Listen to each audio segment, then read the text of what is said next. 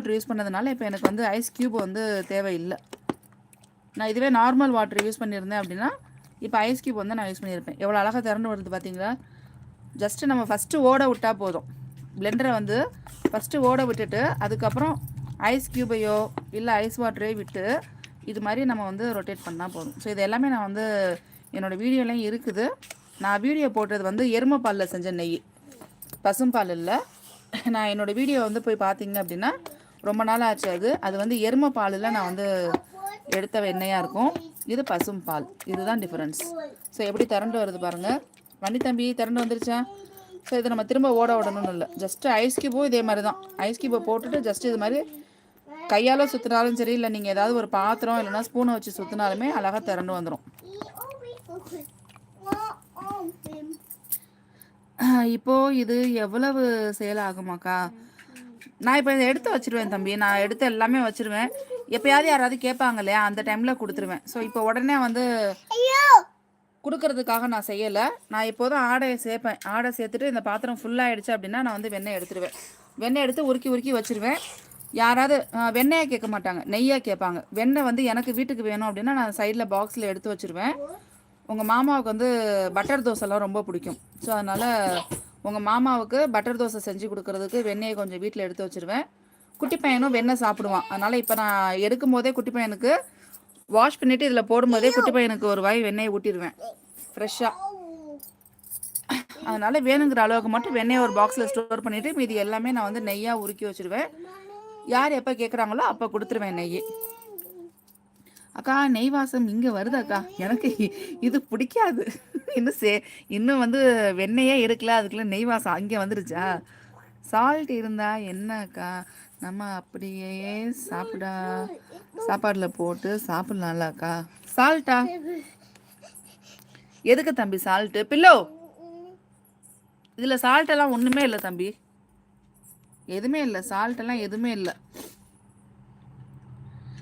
எங்கக்கா திரண்டு வருது? இதை பார்க்க இந்த மில்க் அண்டை பார்க்குறதுக்காக்கா. உங்களெல்லாம் என்ன பண்ணுறது?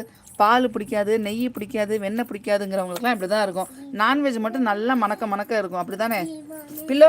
அவ்வளோதான். இதை நம்ம இப்போ எடுத்துடலாம். சிடாம். அந்த ஒரு வீடியோ போடுறதுக்குள்ளே எனக்கு வந்து போதும்னு ஆயிடுச்சு. அதனால் வந்து மோஸ்ட்லி இப்போ அதனால தான் நான் ஸ்டார்டிங்லேருந்து வந்து என்ன பண்ணுறேன் அப்படின்னா லைவ்லேயே வந்து வெண்ணெய் எடுக்கிறத காமிச்சிட்றேன். பிளெண்டரை நான் வந்து சாய்ச்சி வச்சிடுறேன். ஒரு நிமிஷம். नकोते आगो आपण कसला करते राजा. இன்னொரு ஐடியாவும் சொல்கிறேன். பிளெண்டரும் வேண்டாம், மிக்சியும் வேண்டாம். ஆனால் எனக்கு வந்து வெண்ணெய் எடுக்கணும் அப்படின்னு நினச்சிங்கன்னா நல்லா அகலமாக ஒரு பாத்திரத்தில் கொட்டிட்டு ஒரு கரண்டியால் நல்லா எவ்வளோக்கு எவ்வளோ பீட் பண்ண முடியுமோ, நீங்கள் முட்டையெல்லாம் எப்படி பீட் பண்ணுவீங்களோ அது மாதிரி பீட் பண்ணிக்கோங்க. கரண்டியை வச்சு இல்லை மத்து வச்சு நல்லா வந்து பீட் பண்ணிவிட்டு அந்த பாத்திரத்துக்குள்ளே அந்த உர ஊற்றி வச்சுருக்கிறது எவ்வளோ இருக்குதோ அதுக்கு மேலே ஹைட்டாக இருக்கக்கூடிய ஒரு செம்பு இல்லைனா ஒரு பெரிய டம்ளர் அது மாதிரி இதில் ஐஸ் க்யூபை கொட்டிட்டு நல்லா ரொட்டேட் பண்ணிங்க அப்படின்னா உங்களுக்கு வந்து வெண்ணெய் வந்துடும்.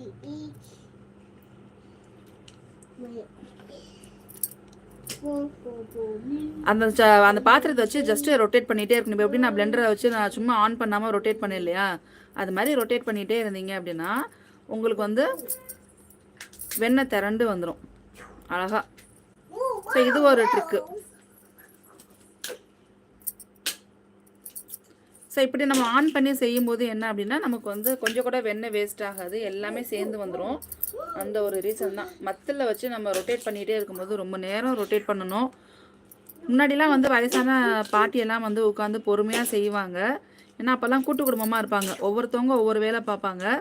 அதனால வந்து ஒரு அரை மணி நேரமாக இருந்தாலும் 3/4 மணி நேரமாக இருந்தாலும் வெண்ணெய் எடுக்கிறதுக்கு செலவாச்சு அப்படின்னா அந்த டைம் நேரம் போணுச்சு அப்படின்னாலும் கண்டுக்க மாட்டாங்க. ஆனால் இப்போ அப்படி இல்லை, எல்லாமே நம்ம தனியாக பார்க்குறதுனால டைமை வந்து எவ்வளோக்கு எவ்வளோ சேவ் பண்ண முடியுமோ அவ்வளோக்கு அவ்வளோ சேவ் பண்ணால் மட்டும்தான் நமக்கு வந்து நான்ஸ்டாப்பாக நம்ம ஒர்க்கை பார்க்க முடியும், அந்த ஒர்க்கை ஃபினிஷ் பண்ண முடியும்.